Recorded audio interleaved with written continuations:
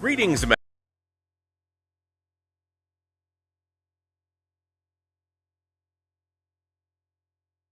the Designing Hollywood podcast, brought to you by Martika Ibarra and the great, legendary Hollywood costume designer, Marilyn Vance.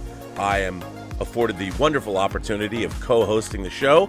If you are interested in the magic of Hollywood, the design of Hollywood, the clothes of Hollywood, watch the Designing Hollywood podcast, available wherever you get your podcasts from, or find the video version on the John Campea YouTube channel.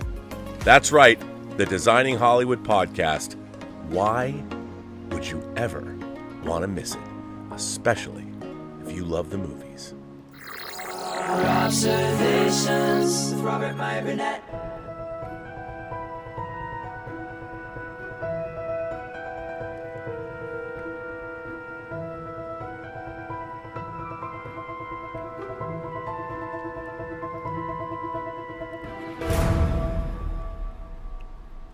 Well, greetings, imagination connoisseurs. Once again, it is I, your Duke of Dope Discourse, your master of fun and wonder, your viceroy of verisimilitude, your sommelier of sci-fi and cinema, your evangelist of the imagination, and the still probably never to be defined existential Mr. Rogers. That's right, me, Robert Meyer Burnett, and I'm here robcasting you.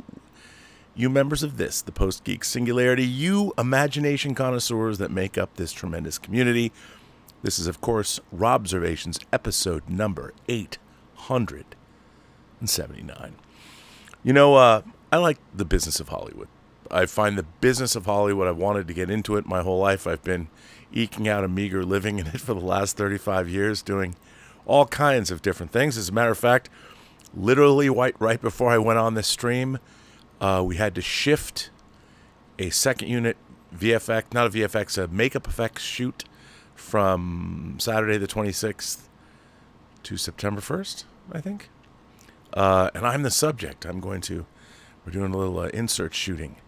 And I will be doing a live video stream from that shoot, so have no fear. That's for our movie, The White Devils, that was directed by Gabe Bologna.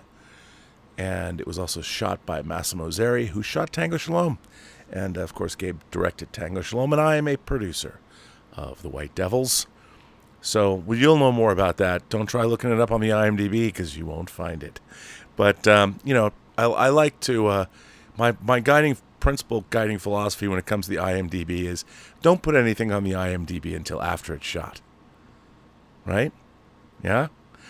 Anyway, look, Hollywood's it's a mess.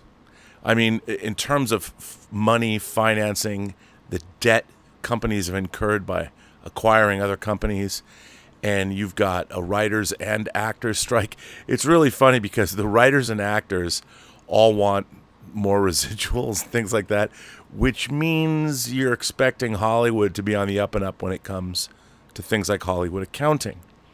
And look, in any capitalistic business, people would get mad at, like, Donald Trump, for instance, for using the existing tax laws to circumvent having to pay taxes. And he's said, brilliant move, whether you like Trump or not. He utilizes the tax laws in interesting ways. You can't fault anybody for that. If those laws exist and you can circumvent them or figure out ways to bend them to your will, why not? Well, Hollywood is very good at that. And as I've always said on this channel, you do not get what you deserve, you get what you negotiate. And even then, sometimes you don't. I personally have had dealings with the company I want to talk about, Disney, which really, to be honest, ruined my life. In the midstream of 14 months into a 2-year project, Disney just said, basically to me and my company and my employees, fuck you. What are you going to do? And it was while we were in the middle of shooting all the special features for Lion, the Witch, and the Wardrobe, but that is a story for another day. It's a good story, though. I should have been proactive. I figured we'd work for them again, right? Don't ever do that. Don't ever. I mean, you gotta get what you. Jimmy Fallon in Almost Famous. What you can, when you can, while you can. You know what I mean? Do you think Mick Jagger is gonna be doing this at 50? You're sorely mistaken. Anyway, so For those of you, before we start this, I would like to show you a company logo that you may recognize, especially if you're an X-Men fan. Here's the logo.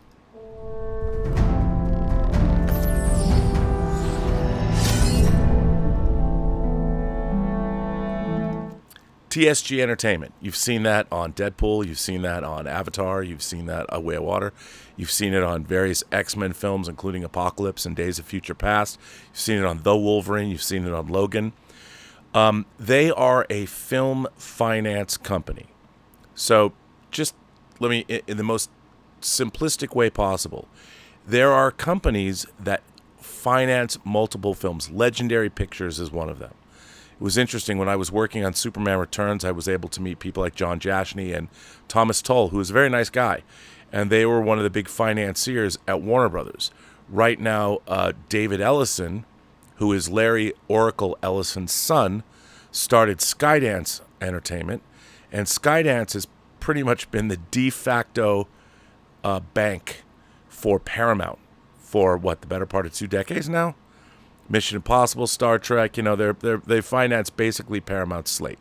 So what happens is a finance company can arrange for hundreds of millions of dollars of financing, bring in financing that studios need to make their movies. Because studios, I think there's a popular misconception that studios have like a vault underneath, like in the Burbank Studios lot, there's a vault that has billions of dollars in cash. Or, they've got some Mission Impossible briefcase where they can just transfer in whatever monies they need to make a movie. It doesn't work that way. Studios do not have massive reserves of cash on hand to make movies. They're either borrowing money, and obviously they're not going anywhere, so a bank, they're a pretty good bet for a bank, or they partner up with finance companies, sometimes all around the world. Nowadays, you're seeing money coming in from Abu Dhabi. You're seeing money from China. Companies like there was Village Roadshow, I think, out of Australia. There's lots of different finance companies that studios partner up with, usually on the long term. Well, TSG Entertainment was basically the go-to finance company for 20th Century Fox when it existed as 20th Century Fox. They used to be, their principal in TSG used to be a principal in Dune, a company called Dune that you might have seen before. So these companies help finance movies, and they get a big chunk on the back end. Now, the problem is, what they would expect is they're taking a huge risk. They're arranging for financing that maybe a studio couldn't get. And they bring a lot to the table. And when you have a Skydance and you have a TSG Entertainment, or you have a Legendary, it's important. I mean, studios need these in order to make the big tentpole movies that they're going to make, especially as movies have become more expensive, especially during COVID. Indiana Jones and Mission Impossible Dead Reckoning this summer both took huge hits because they were made during COVID. They probably increased their budget by a third, which is why both of these movies were so expensive, and why their performance at the box office has been disappointing. If they weren't having to cover all the COVID protocols, they wouldn't be nearly as expensive as they have proven to be. Anyway, that's not important. What I want to stay on course. So that's kind of an overview of how Hollywood works in a very simplistic way. But anyway, so TSG Entertainment. Let's talk a little bit about TSG Entertainment. And let me find my. Here we go. And you know what? I'm just going to dip into Wikipedia here. TSG Entertainment Finance LLC is an American film financing entity which primarily funds live-action films. TSG was established after the U.S. theatrical release of Parental Guidance to replace Dune Entertainment as a result of Dune not renewing their deal with 20th Century Fox, which, since it's been acquired, 20th Century Fox, of course, was acquired by Disney. Now it's known by its original name, 20th Century Studios. Fox was looking for a new long-term co-financing arrangement and made a deal with TSG Entertainment. TSG stands for parent company, the Selig Group. TSG's logo is a depiction of a man with a bow, shooting an arrow through several axe heads similar to Odysseus from Homer's Odyssey. The financing entity was founded by former Dune partner Chip Selig, with majority funding from Magnetar Capital, with additional funding from Selig and others. Selig had left Dune in May of 2011 to launch a new funding company. When I say he left Dune, that does not mean he left Arrakis. Just saying. TSG was also looking for some $300 to $400 million in debt financing from banks. In November of 2015, Bonafide Film Group, or Bona Film Group, a Chinese film studio, invested $235 million into TSG. Because of the Walt Disney Company's acquisition of 21st Century Fox sans certain units on March 20th, 2019, Disney inherited, and this is important, Fox's deal with TSG for 20th Century Fox, now 20th Century Studios. So TSG's deal and all the money due to TSG and all of the financing deals that TSG had made with Fox were now acquired by Disney. Now, whether Disney should honor them or not, well, that's maybe not for me to say, but I would say yes, they absolutely should, because Disney acquired these assets and the contracts that go with them. So let me just give you a few titles that TSG financed over the last 10 years. In 2013, these are not complete lists. I'm just giving you a few per year. They financed between 10 and 20 movies a year. They were spending a great deal of money on a great many movies. So Ridley Scott's The Counselor, The Wolverine, A Good Day to Die Hard, Percy Jackson's Sea of Monsters, and that's just some of the movies. The Secret Life of Walter Mitty, The Book Thief, that's 2013. 2014, Let's Be Cops, Dawn of the Planet of the Apes, The Fault in Our Stars, X-Men Days of Future Past, A Night at the Museum, Secret of the Tomb, Gone Girl, Birdman, which won Best Picture, The Grand Budapest Hotel. That's just 2014. 2015, Taken 3, Bridge of Spies, Spielberg's film, the second best exotic Marigold Hotel, The Martian, Joy, the remake of Poltergeist. It's 2015. 2016, Deadpool, X-Men Apocalypse, Hidden Figures, Absolutely Fabulous the movie. 2017, Logan, Alien Covenant, War for the Planet of the Apes. Goodbye Christopher Robin, The Shape of Water, another Best Picture winner. Murder on the Orient Express, The Greatest Showman. That's 2017. 2018, Deadpool 2, The Predator, Bohemian Rhapsody, which made almost $1 billion. That was a light year for them in 2018. 2019, The Kid Who Would Be King, which is a great movie not enough people have seen. Alita Battle Angel, Dark Phoenix, the X-Men film, Ready or Not, Jojo Rabbit, Terminator Dark Fate, Ford v. Ferrari. 2020, I know it's COVID, The New Mutants, The Empty Man, David Pryor's The Empty Man. Please, somebody, hello, Disney, could you please give Barbarian and The Empty Man to Second Sight in the UK? Please. Please. Call of the Wild, 2021. Nomadland, another Best Picture winner. Free Guy, The Eyes of Tammy Faye. Antlers, Spielberg's West Side Story, and Guillermo del Toro's Nightmare Alley. That was 2021. 2022, Death on the Nile, Where the Crawdads Sing, Bullet Train, The Woman King, Lyle Lyle Crocodile, The Banshees of Inisherin, The Menu, Avatar, The Way of Water, the Tom Hanks film, A Man Called Otto. And this year, TSG Entertainment, The Pope's Exorcist, Chevalier, another movie people should see, The Boogeyman, No Hard Feelings, and the upcoming Gran Turismo. Those are just some of the movies that TSG Entertainment financed. So, what's going on, you ask? What's the deal with them? Well, I'm glad you wondered, and I'm here to bring the noise, as it were.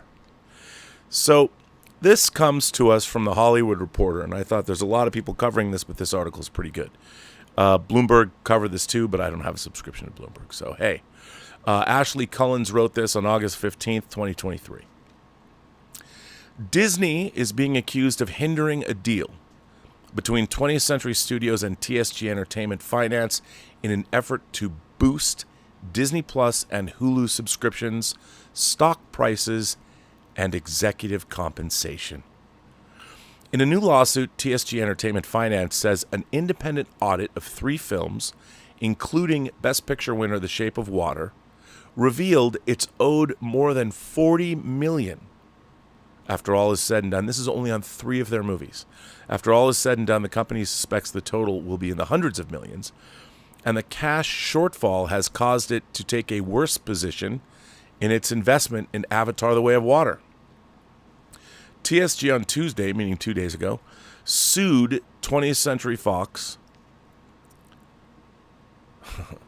for breach of contract and Disney for now. TSG sued 20th Century Fox, their partners, because they're 20th Century Studios. Pardon me. It's not, I keep saying 20th Century Fox. They sued 20th Century Studios, which is now owned by Disney. So TSG sued 20th Century Fox for breach of contract and Disney for inducing that breach. The financier says it has invested more than $3.3 billion into well over 100 films, which also includes Bohemian Rhapsody, Deadpool, Dawn of the Planet of the Apes, The Martian, The Grand Budapest Hotel, and The Banshees of Inisherin. In a blistering intro, TSG's attorney John Berlinski opened with discussing Hollywood accounting and arguing that it's now a common practice employed by studios to cheat profit participants out of money. Well, that's what the writers and the SAG-AFTRA is saying too. And by the way, it is. I can say right now, maybe cheat's not the right word, but to do whatever they can to not have to shell out money to their financiers or people they owe money to. Not only that, but it's the kind of money where here's one of the reasons people say, well, why, Rob, why would you do that? If you owe somebody hundreds of millions of dollars or $10 million or however many millions of dollars you owe them, there's interest that's being earned on that money. And every day you can hang on to that money, you earn interest. So, it's not exactly, it's always in everybody's best interest to keep, we're talking that liquid cash, even though it's just numbers, you hold on to that as long as you can.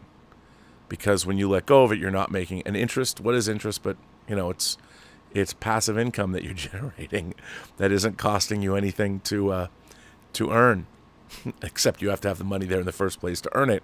And when you have people like TSG Entertainment giving you money to finance projects, it's kind of like that. So in a blistering intro, TSG's attorney, John Berlinski, opened with discussing Hollywood accounting and arguing that it's now common practice employed by studios to cheat profit participants out of money.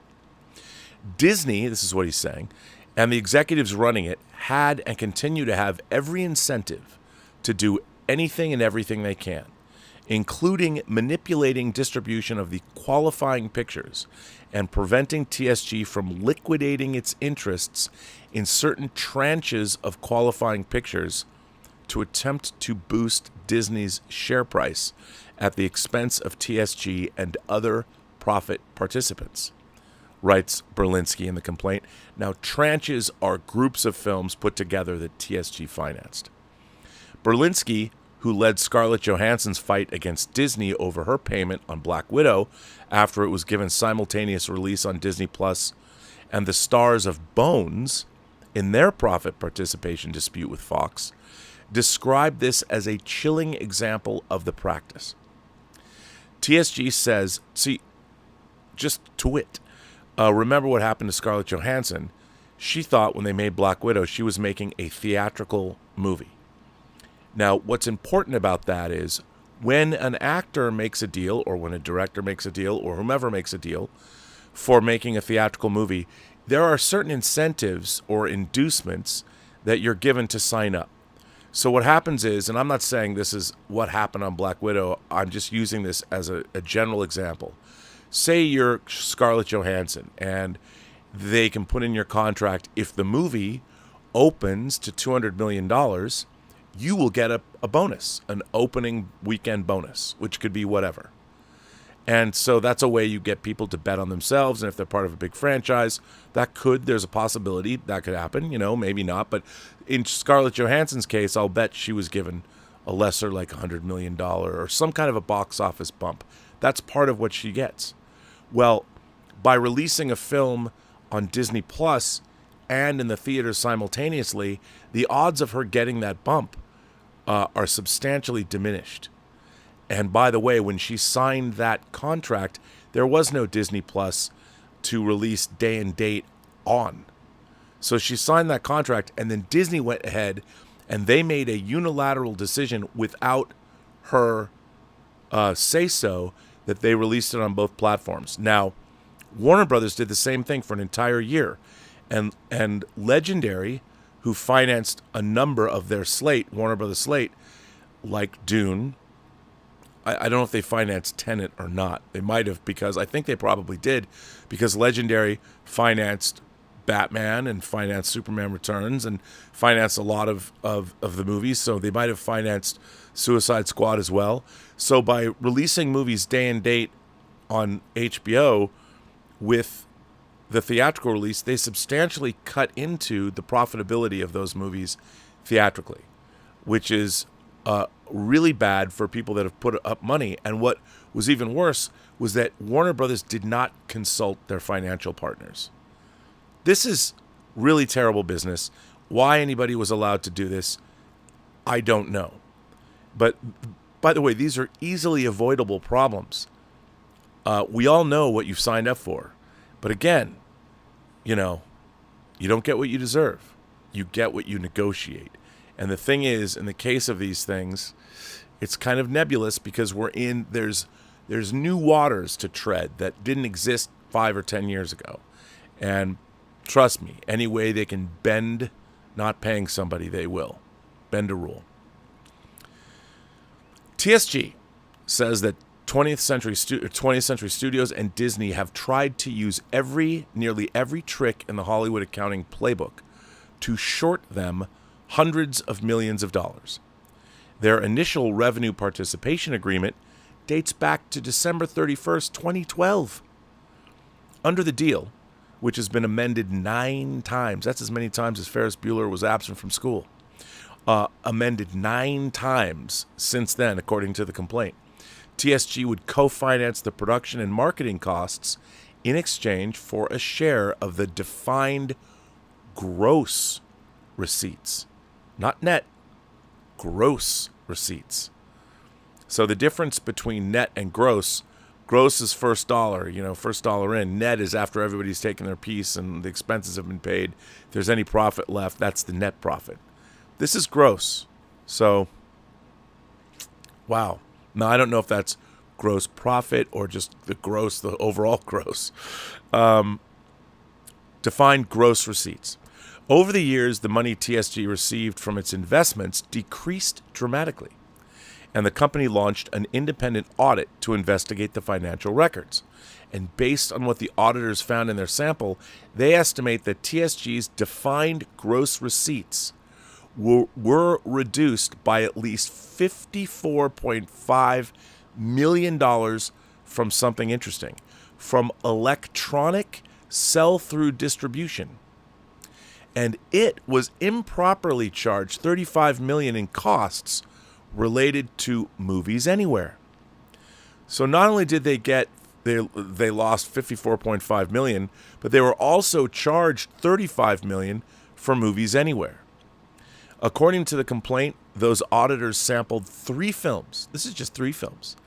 And found 20th failed to credit TSG with revenue, charged tens of millions in distribution fees not permitted under their deal, deducted expenses not relating to the pictures in their slate, and uncovered rampant self-dealing, the practice by which studios enter into sweetheart deals with licensee affiliates to artificially minimize the profit payments to stakeholders like TSG. Now, this is kind of what happened with The X-Files. It was a very famous case where Chris Carter sued his own network, or sued Fox, because what happens is, and this happens all the time now, it didn't used to, but it happens all the time. When a studio makes a product, in the past they would make a product, but they didn't own a network to distribute their own product on. They didn't have a streaming service. So when you make a movie, each movie individually is its own business. And that own business, it doesn't just make money at the box office. It makes money for years, sometimes decades, depending on how successful the movie is. So a movie is an ongoing business concern. Well, here's the thing. TSG and Fox, 20th Century Fox, they had a lucrative deal with HBO. So what could happen is HBO would license a 20th Century Fox hit, like an X-Men movie, like Logan, or like Deadpool, or Avatar, or something, and they would pay top dollar because they're HBO Max. They're a different studio than 20th Century Fox. Well, now that Fox is part of, 20th Century Studios is part of Disney, well, Disney has their own streaming service. Disney doesn't now, they don't have to compete because Disney owns Fox, they own the Fox library. So if they want to reduce the price that they, because believe it or not, Disney Plus has to license its own movies. So Disney Plus can't just run Deadpool or run Logan on their platform. They have to pay to do so. So Disney Plus, I know it seems weird, but Disney Plus has to pay itself to license Fox movies, if you understand that, because that's part of the revenue stream. Just because you have to, all the way money moves around. So Disney Plus doesn't just get to run any Disney movie because Disney owns it. They have to pay for that. They have to license that movie because everybody who made that movie, and these movies are made with outside companies, they expect to get paid. It's an ongoing revenue stream that TSG Entertainment or Legendary has entered into. The reason they finance these movies is because it's ongoing and it continues to generate revenue.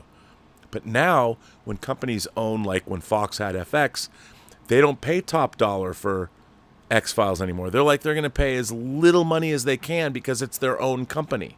So they can cut costs by buying their own product at a reduced rate. Oh, no. That's not right. Because then you're fucking over the people that made your product and financed your product.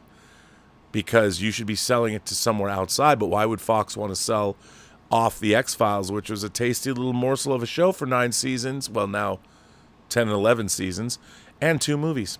Did you see that second movie? But anyway, you know what I mean?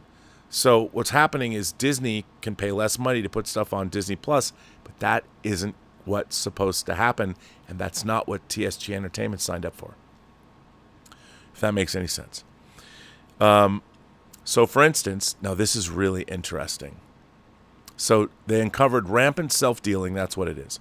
The practice by which a studio enters into sweetheart deals with its licensing affiliates to artificially minimize the profit payments to stakeholders like TSG. With The Way of Water, for example, TSG alleges that 20th ignored a standing agreement with FX Networks that calculated license fees tied to domestic box office performance and did a secret side deal for a fraction of what the parties had previously agreed was fair value. See, so I would imagine that Fox actually had to, because of things like the X-Files suit, they had to pay the right amount of money. They had to be like, okay, no more sweetheart deals. But now that Disney owns FX and owns all of it, so they're like, oh, this deal's already in place. Well, we can make more money by do a secret deal for a fraction of that, because why should they pay themselves that much more money? Because what happens is TSG is owed their take, and Disney is trying to not pay TSG. They didn't make the original deals, so anything they don't feel like they've incurred those deals, but they didn't make those deals, and they probably wouldn't have made those deals, and so they're trying to figure out how can we weasel out of them. Well, hey man, you bought the company. So TSG also says it's been damaged by changes in distribution windows. Same thing, because movies aren't playing in theaters long enough or as long as they would have hoped. They're losing revenue streams. And TSG, by the way, is correct. They're correct. According to the complaint, 20th had agreed to license films to HBO for the pay one window from 2012 to 2022 for a reported $200 million per year. So 20th Century Fox had agreed to license films to HBO. So pay one window, that's the first time they're ever going to cable, $200 million per year. $200 million. So Fox was getting $200 million to license movies to HBO Max that TSG paid for. TSG got a chunk of that. Au contraire now, no longer. That changed in 2019 when Disney acquired 21st Century Fox. TSG believes Disney made 20th renegotiate its deal with HBO to boost Disney Plus and Hulu and give up a significant portion of its guaranteed HBO license fee in order to do so, and that it shortened its home video window to get things up on streamers faster. Meaning, same thing. They're like, this deal with HBO Max doesn't benefit Disney, doesn't benefit Disney Plus or Hulu, where our interests lie. So even though this deal's long-standing, we're going to do whatever we can so we can start making money off this first. So what they want to do, what Disney wanted to do, was benefit off these movies that were made at Fox, now 20th Century Studios that Disney owns, and the people that financed those movies, that made those movies happen. They're fucking those people over because Disney did not make those deals with that finance company. So they're trying to figure out ways to get around those deals because those are very lucrative deals for TSG, and they should be because those guys got the money to pay for those films to get made in the first place. This is why people are pissed. This is why Legendary was pissed at Warner Brothers. This is why TSG is pissed at Disney. And the only way you're going to get remuneration for all this is to sue, which costs how many millions of dollars is that going to cost? And it could all be avoided if you just... Now, no one's going to do the right thing here. When it comes to money and capitalism, look, I believe in capitalism. I think it's a great system. It adds incentive. The problem with capitalism is when profit is involved, it encourages the bastardization of the capitalist system by doing shit that's underhanded and crappy, and by not adhering to deals that you've done. And that's the problem with capitalism. Greed destroys capitalism. It just destroys capitalism and not living up to your agreements. I mean, if everybody lived up to their agreements, capitalism would be fantastic. The problem is everyone's fucking everybody else over for more profit. And then the whole system becomes fucked up. And I understand that. Human nature, are we ever going to get away from that? I don't know. That's for philosophers and economists to figure out. I don't think they ever will. Who knows? Human nature is human nature. But anyway, for the sake of this conversation, Disney is trying to weasel out of deals that TSG Entertainment had with 20th Century Fox movies because 20th Century Fox is now owned by Disney.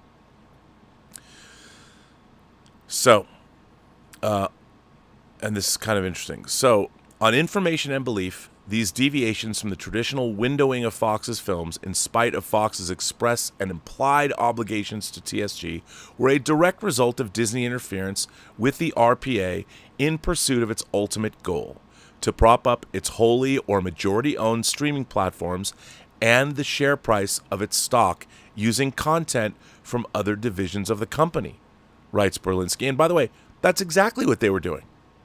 I don't think there's any way you can deny that, but that's exactly what they were doing because Bob Iger saw a streaming platform because the guaranteed kind of money as the savior of everything. What he didn't really, and he's even said they never really thought through. He didn't really think through about how much new stuff needs to be on a streaming platform to make it. Obviously Disney's library is great, and you're going to get all the families in the world to sign up for Disney while their kids are young. But how long is that going to keep? What's going to happen when people become adults? Netflix is dropping stuff on a daily basis. How does Disney Plus compete with that? How does Paramount Plus compete with that? I don't know. Make money or make more shows that you need TSG Entertainment to pay for so you can make them, but you're fucking them over? Doesn't seem very good to me. Moreover, as Disney's own CEO, Bob Iger, has admitted, his company pursued this strategy recklessly and with little forethought. For example, during Disney's August 9th, 2023 earnings call, in which Mr. Iger announced Disney Plus's second subscription price increase in a year, Mr. Iger admitted with respect to Disney Plus, quote, "We grew this business really fast, really before we even understood what our pricing strategy should be or could be." That's mind-blowing for him to admit that. But you know what? Here's the thing that is always disappointing when I hear this shit. Hollywood's been around for 100 years. Streaming, yes, is new.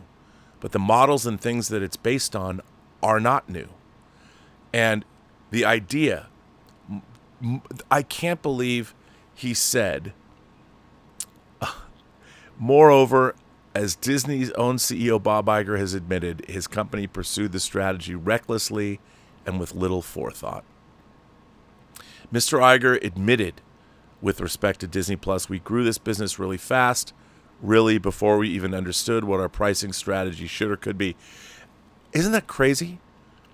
We didn't know what our pricing strategy should be. We didn't know what we should have I mean, remember when Disney Plus came out, it was cheap. It was really cheap. But they didn't think that through. I mean, it's amazing to me when you hear Bob Iger admit that they didn't, and now they're using that. So your gross incompetence and negligence over the launch of Disney Plus got you in the hot water that you're in now. And what is that supposed to be? Is that supposed to be encouraging for every stockholder at Disney? You're supposed to know what you're doing. You have one job. If you put all your eggs into the Disney Plus basket, that was going to be Bob Iger's big legacy for Disney, his big exit strategy. I'm going to get out of here, set up Disney Plus, and it's going to, be my legacy. I mean, it's crazy. The complaint uses shorthand for 20th throughout by naming it Fox, although Disney has since retired the moniker for 20th Century Studios. Because of all this, TSG alleges by 2022 it didn't have the cash it needed to fund future pictures. So Disney fucking TSG over by holding $54 million here, charging them $35 more million there, that they didn't have the money to do the very business they'd been doing successfully, well, that remains to be seen, but successfully for a decade. So Disney, big bad Disney, is fucking over a company that provided them the content that they're monetizing and putting on their platforms. Unbelievable. So it started exploring the qualified picture slate repurchase procedure that was included in their agreement. So they had an agreement. TSG had an agreement. This is really fascinating, which allowed TSG to request a repurchase of a group of 5 consecutively released films. If TSG and 20th couldn't come to a deal on a repurchase price, TSG could then market and sell the tranche of pictures to a third party to free up cash to fund feature films. That's crazy. Now, I don't purport to be an expert in this, but what I understand, let me read this one more time. Okay. There was a qualified picture slate repurchase procedure that was included in their agreement, which allowed TSG to request a repurchase of a group of 5 consecutively released films. So in 1 year, if TSG had take those 5 movies, 5 consecutively released movies, and if you're not making the money or whatever, they could repurchase a group of those movies. Like repurchase, I don't know what that would mean, but I would imagine they could pay some money, get those 5 movies back from whoever owned them, so 20th Century, buy them back, and then they could take them and distribute them wherever they wanted. So TSG could go to HBO Max and make a new deal. And if it's 5 consecutive movies in that tranche, the word tranche is, I keep thinking of Big Short, a tranche. That's where I learned where tranche worked in economics because of The Big Short. By the way, I'm obsessed with that movie. That movie is so good. Anyway, so TSG could then market and sell the tranche of pictures to a third party.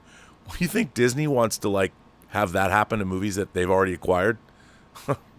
From June 2022 through June 2023, TSG inquired about 13 different tranches of films, according to the complaint, but says 20th wasn't interested. So 20th is like, nah, we're not going to, nah, we don't want you to repurchase any of your movies. Citing an email from Disney's CFO, Paul Shergott, as proof, TSG argues that Disney is interfering with its deal with 20th. Shergott wrote, "While we don't agree with your characterization of the agreement, we're open to finding a path forward to resolve this, which makes economic sense.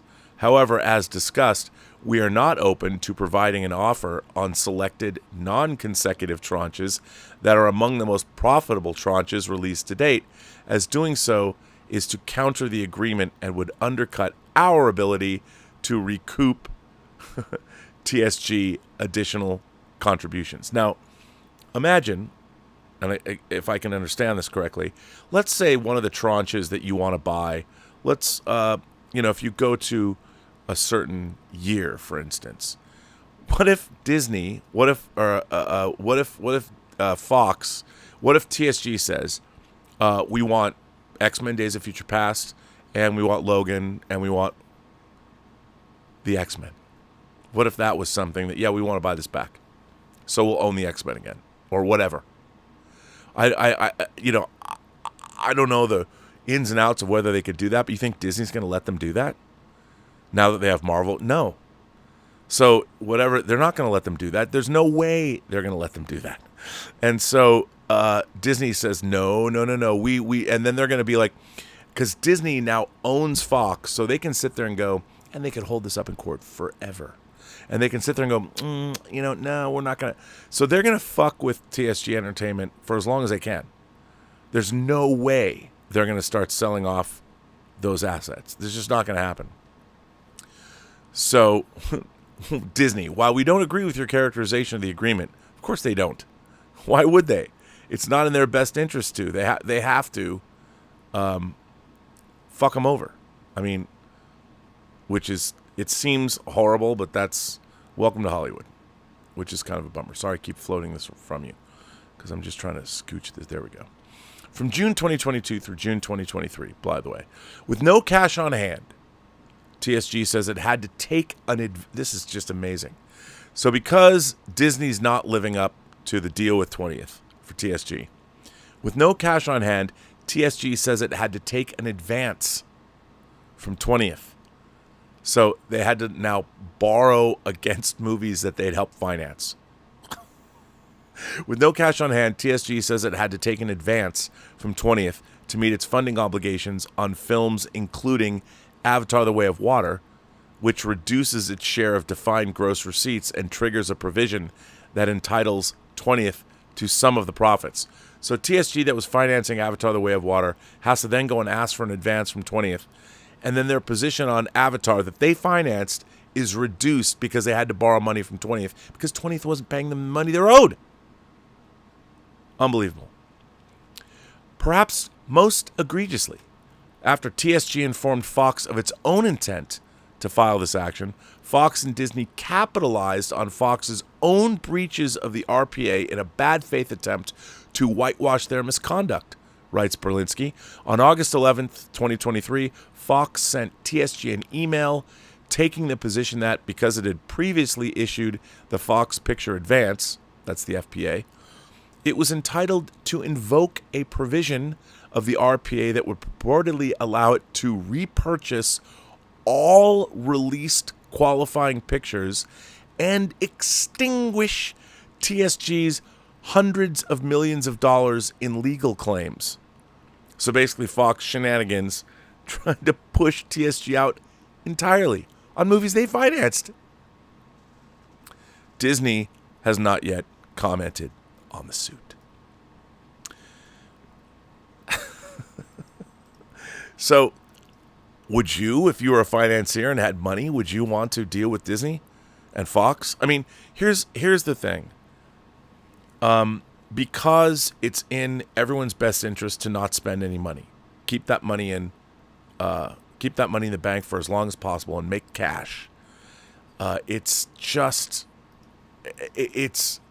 amazing And this, by the way, this happens all the time with everything, always. So everyone thinks that, you get involved in Hollywood. The only people that are making that kind of money, the kind of money that everybody thinks comes along with working in Hollywood, is if you're at the very top, if you're a very strong producer like Jerry Bruckheimer. Jerry Bruckheimer makes his deal. You don't fuck with Jerry Bruckheimer because he's been around a lot longer than anybody the studios have. He's made a lot of hits, and he gets his money up front, and there's no negotiation. I mean, he negotiates, but, it's the people at the top that get paid because they've earned their way there. Everyone else, expendable. So now let's see. I've got more to talk about, but I just want to jump in and see what you guys have to say. See if anybody, where we are at in terms of super chats and tips.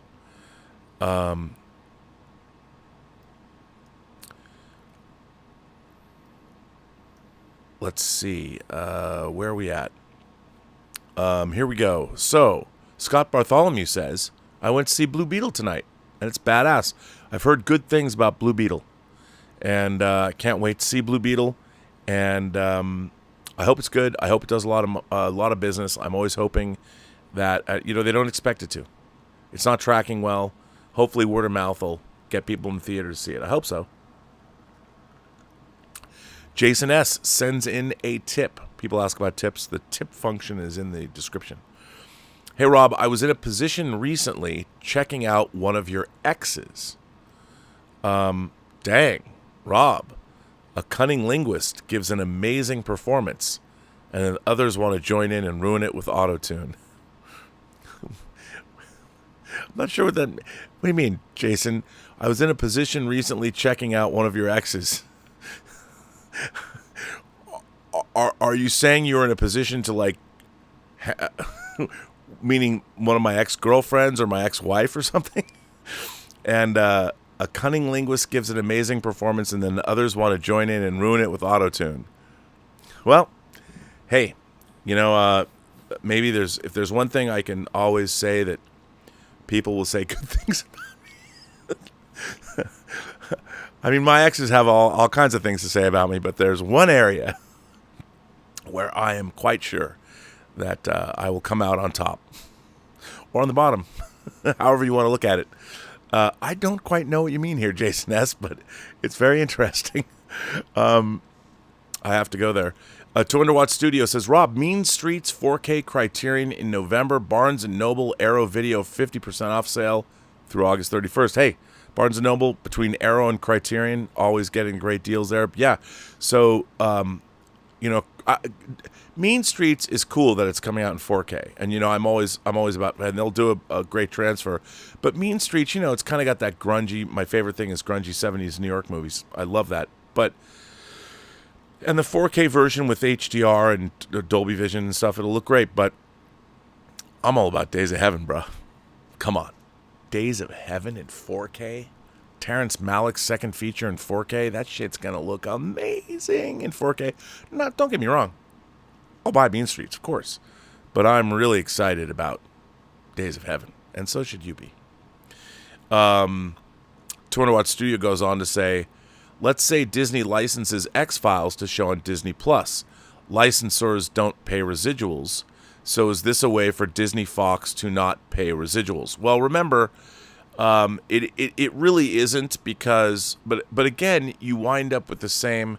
So Disney acquires the X-Files. Now, the X-Files has been around for a long time. It's been off the air for a long time. There's probably not many residuals left to pay. There is on the 10th and 11th season. But, residuals don't last forever. It's a law of diminishing returns. But yes, somebody there would have to pay because Disney is still they are a signatory to both SAG-AFTRA and to the Writers Guild and to the DGA and all the other guilds. So they would have to make good, but theoretically, because it's not just the studio, there's probably other production companies, and they all have to make sure that the residuals are paid. Alexander Dukas says, Rob, I don't understand why the IRS doesn't audit studios' creative accounting. Looking to screw employees, not execs, where they can is unconscionable. Here's the thing. As I said before, there's all kinds of financial rules that are in place that are legal. And the studios and everybody with creative accounting, I'll tell you a way that studios, this is going to seem crazy, right? So a movie studio, like if you go to Disney has a lot, not a backlot like Warner Brothers, but it does have a lot. And on that lot, they've got executive buildings, they have post-production facilities, they have recording studios, they have facilities. It's a whole lot. Now, believe it or not, a movie that comes out, whatever they make, a movie's its own business. It has an LLC, but when a studio makes a movie, they can charge, as far as part of the budget of the movie, the whole lot, the whole operation of that lot, or within reason, whatever the rules are. But just for the sake of understanding, they can take their entire operating budget, if they wanted to, or if they, and charge it against each movie that they make. Now, they have to be creative about it, but think about that. Imagine if you're making a movie in your house, or your house, wherever you live, is a studio, and you're making movies all over the world. But on each movie, you can put as part of the budget your house and write it off. That would not necessarily be illegal or wrong. So they can do that. And it becomes, that's part of creative accounting. And studios are doing that all the time. They own things, they rent them. Like, for instance, for me, I'll give you an example on the larger DVD projects that I used to do. Say my budget, I'll just give you an example. Say I had $1 million budget. People are going to be like, what, you had $1 million budget to make special features? Yeah. So when you have that much money, we were going overseas, we're embedded with productions for the entire duration, say 14 months, we would buy cameras, and the cameras might cost $5,000 each. We might buy 5 of them. Okay?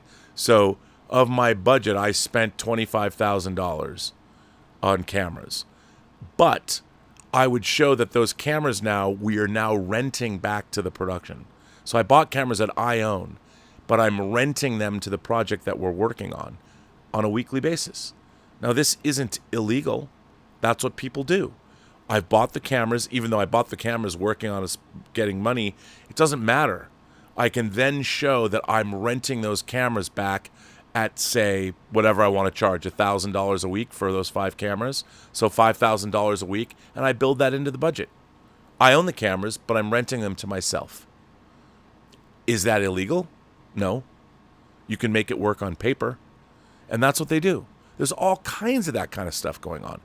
As a matter of fact, the person that I think mastered this skill the most of anybody in the film business is Peter Jackson. Peter Jackson basically built a world-class infrastructure, and when he was making Lord of the Rings and build Stone Street Post and all the things, Weta Digital, all that stuff, he used the money that he was getting, sometimes his own money, building this stuff up and then renting it back for top dollar to the studios, and not just on the movies he's working on. They come to New Zealand and they're making, I don't know, The Last Samurai or whatever. You're making Avatar movies and you're using all his stuff. He owns it. He paid for it, but then he rents it back and triples however much money he's making. That's how it works. So, and that's not illegal. And the thing is, it can't be illegal because you have, if the IRS is going to audit you, you have to have your books in order. So here's the thing. All of this stuff exists on paper. Is it right? That's the thing. And that's how people very cleverly that's how rich people get richer, because they understand how to move money around using apparatuses that are totally legal, totally above board, but using them in ways that aren't necessarily in the spirit of the deals that they've made with people. So, yeah. Joab the Javelin says, "Hi, Rob. Have you seen Clute?" Of course. Alan Pakula. With Donald Sutherland and Jane Fonda. What do you think about it? I recently saw it, and I think it's great. Clute's great. I love 70s thrillers. Again, you watch Clute and you're like, wow, where did all the adult movies like this go that dealt with the messiness of being a human being, our passions and things? It's a great movie, and I'm desperately wishing that we could get more of that.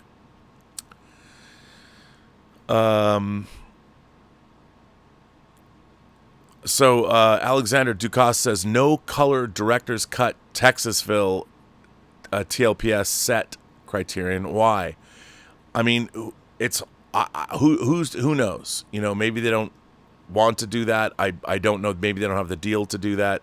So I don't know. I don't know the answer. So a lot of the time they can't get access to those things, or there's a deal that was made that doesn't translate over. Hell, I'm still waiting for Criterion to put out the sequel to Wings of Desire, Far Away So Close. Tom Jr. Jackson says, hey, Rob, good to see you. Well, good to see you too, Tom. Thanks for being here and moderating. Thomas Logan says, Bobby, would you be shocked if Apple buys Disney? Well, here's the thing. I mean, Apple could buy Disney 100 times over.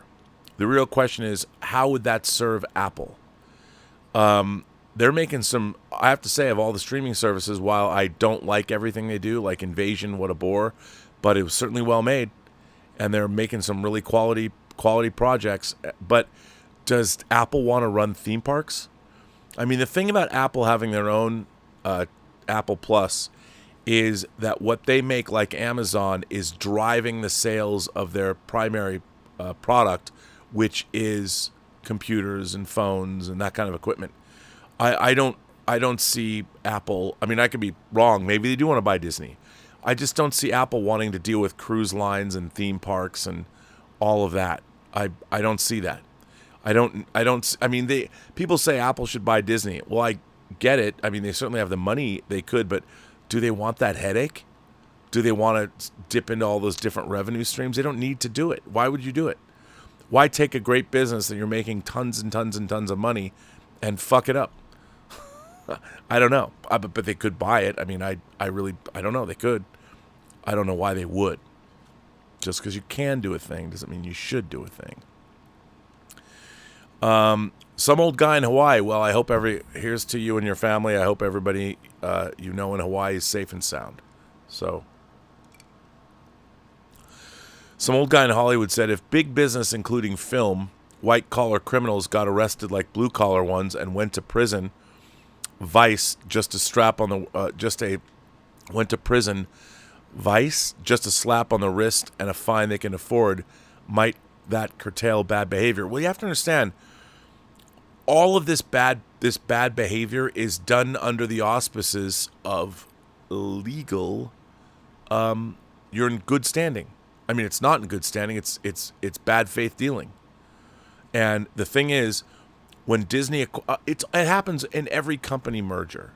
You know, there's a thought, well, we shouldn't have to pay their debts. But sure you should. I don't understand why Disney, for instance, why didn't they immediately begin remastering all of Fox's library? I mean, I know they wanted the Star Wars movies, and I know they wanted the Marvel, the X-Men movies, and the rights to all those things. I get all that. But why aren't they making money releasing their movies, all their movies being remastered in 4K for use over their... I mean, 4K is going to be future-proofed. You can talk about 8K and gaming walls and all that, and that's going to happen. But in terms of movies, they're not going to start remastering movies in 6 and 8K. They don't need to do that. And besides, you get to 8K, movies aren't even 8K. So, yeah. But I don't think it's going to curtail bad behavior. Zachary Zabali says, bro, how many hairstyles do you have? Lucky duck. I don't know. I mean, this is just there's no product in my hair today. I didn't put any product in. Normally I do. Took a shower and I had to drive our French house guests to LAX, which is a 4-hour round trip. So I didn't put any gel in my hair, and I didn't put any gel before I started the show. So, yeah, I guess I am lucky.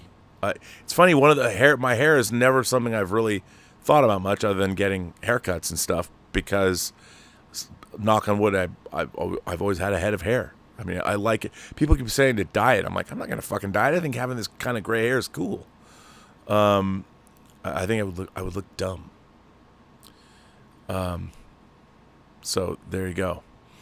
NJR 1984 says, Prey is coming to 4K, a pleasant surprise. That was a pleasant surprise, and it should be coming to 4K. I mean, a movie that was made for Hulu, it should have been theatrical. That was another thing.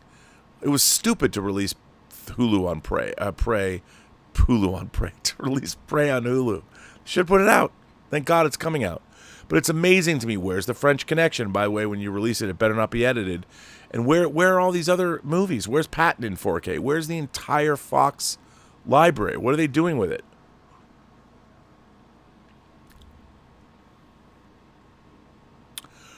Oh, okay. And Jason S. says X's are what tweets are now called. Okay, I thought you meant X's like, okay. And now I get it. You had an X about vocalist Steve Perry from Journey, a.k.a. a cunning linguist. Actually, it was about one of the people in the Eagles getting auto-tuned from classic live performances. I wanted you to get confused there, but eventually get it. Oh. So, okay, that's this. So, yeah. So what's happening is when they're remastering live performances, some of the engineers are going back to make them sound better using auto-tune to tune up the vocals from, say, a live Eagles performance from the 70s. I mean, oh my God, is there nothing sacred in our world? Unbelievable. Unfucking believable. Really, really disappointing. Anyway, I have another article that I want to read about Disney and about the strike. It's business related. It's not directly related to this to the TSG Entertainment lawsuit, but it is interesting, and I found it really interesting, and I did want to share it with you guys because I think it's a part of what is in fact going on. And it's really it's something that I wanted to talk to you guys about, and so I'm going to. And here it is. Wait a minute, it's fallen off my screen. I did such a good job, and now it's gone, and I don't know why. Oh no, here it is. Okay, here we go. Here's the article. And this article comes to us from Deadline, and David Robb wrote this, and it was published today, and it was published at 12:30 p.m. Trustees of NYC's $250 billion pension funds, this is New York City's pension funds, warns the studios that they risk losing investor confidence if the WGA and SAG-AFTRA strike drags on. Now, this is something that again, the entertainment business as a business is always interesting. So the pension funds of the state of New York, so actually, pardon me, the New York City, not the state, the city, New York City, the pension funds of New York City, they are warning studios that the strike, the WGA and the SAG-AFTRA strike is affecting their bottom line. So let's take a look at this. Trustees of New York City's $250 billion pension funds. That's a lot of money.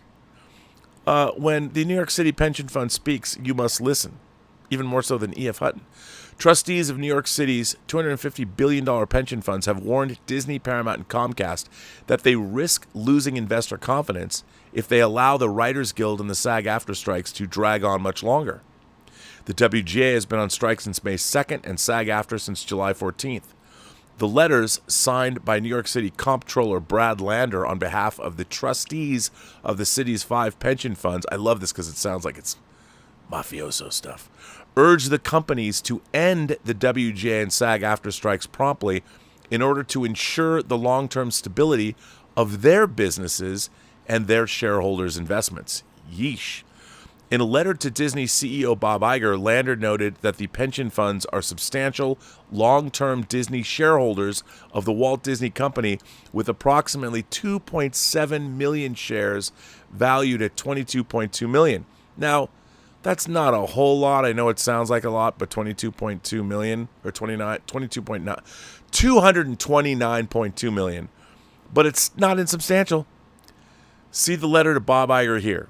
In a similar letter to Comcast chairman and CEO Brian Roberts, Lander noted that the pension funds are substantial long-term Comcast shareholders with approximately 6.3 million shares valued at $272.7 million. Which is crazy. So between the Comcast Paramount shares and Disney, you're looking at $600 million. And obviously the $250 billion pension fund is very diversified, but still, that's a lot of money. And in his letter to Paramount Global President and CEO Robert Backish, he noted that the pension funds, so this is Comcast is that Universal? Or is it Paramount? No, it's so. In his letter to Paramount Global President and CEO Robert Backish, he noted that the pension funds are substantial long-term Paramount Global shareholders with approximately 21,000 Class A shares and 691,000 Class B shares with a combined value of more than 10 million. Yeah, that makes sense. So Paramount's only 10 million, but still. In each letter, Lander noted that as long-term investors, the pension funds have long considered constructive labor management relations to be fundamental to effective human capital management and the creation of sustainable shareholder value. The 5 pension funds in question are the New York City Teachers Retirement System, the New York City Employees Retirement System, the New York City Police Pension Fund, and the New York City Fire Pension Fund, and finally, the New York City Board of Education Retirement System, which are collectively known by the New York acronym NYCRS. And in each letter, Landers wrote rather ominously that in addition to concerns that the WGA and SAG-AFTRA strikes expose NYCRS's investments to undue risk, I am also concerned that the underlying business practices which led to this conflict, if not resolved, may threaten the long-term stability of NYCRS's investments in your company. Wow! Now, why is that significant? I mean, because what's interesting is, this is what the business of, here's the city of New York, and they're talking about police, teachers, and firefighters' pension funds, and this is invested, they've got this money invested into entertainment.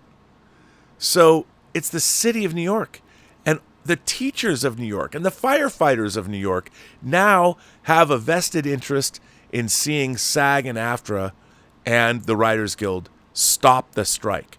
So whenever, people talk about, you coastal elites out there, what do we care about your woke peddling through your entertainments and whatever they say, I don't even know. But the city of New York now is reaching out to Comcast and Universal, to Paramount and to Disney, not to Warner Brothers. I wonder if they're invested in Warner Brothers. If so, why not? Maybe that's why they're $50 billion in debt. It's amazing. So it isn't the SAG-AFTRA strike and the Writers Guild strike now has the city of New York wanting them to finish, not because they want people to bring production back to New York City, but because their pension funds have millions, hundreds of millions of dollars invested in the studios. So it shows how these kinds of strikes, you might think, well, it's just movies, they're just writers for movies and TVs and actors and what. It's a lot bigger than that. And that's something people tend to forget. And I would say, I tend to think of it as three-dimensional thinking.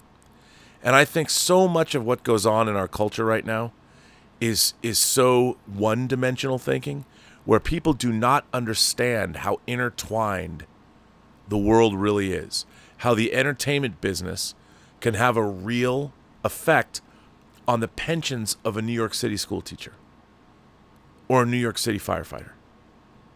Intertwined.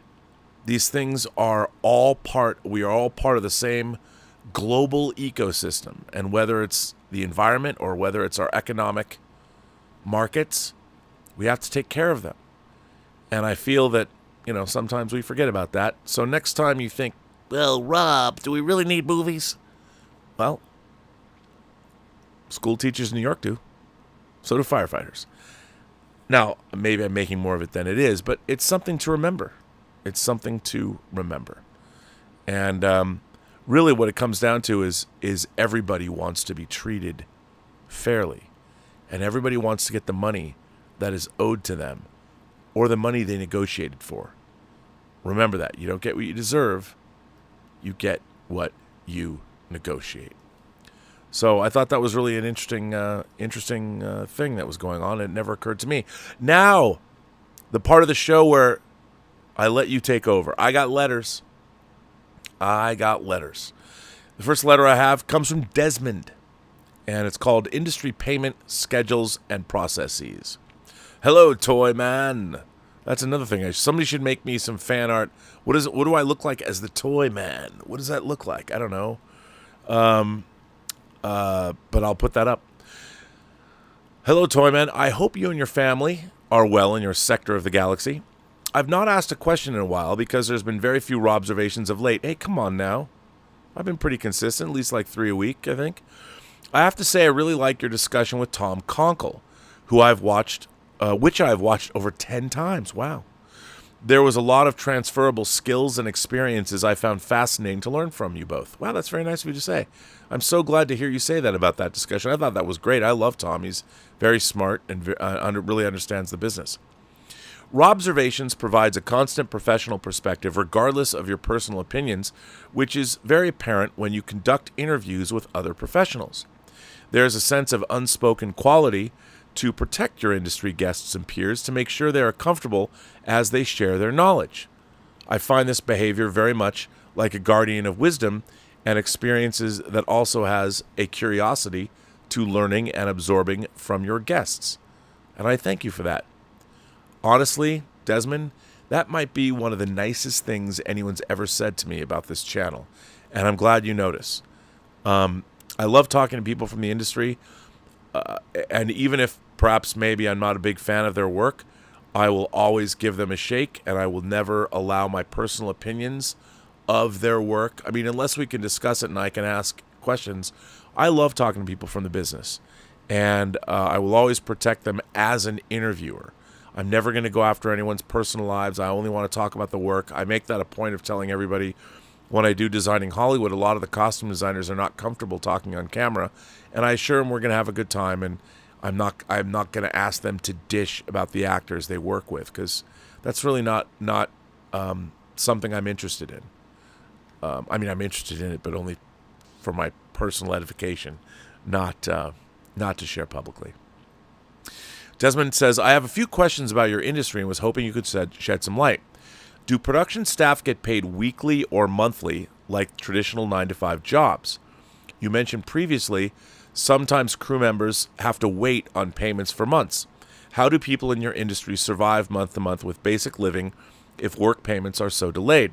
2, if payments are delayed, are there some kind of interest payments added to the agreed fees? Kind regards, Desmond. Great question. So here's the thing.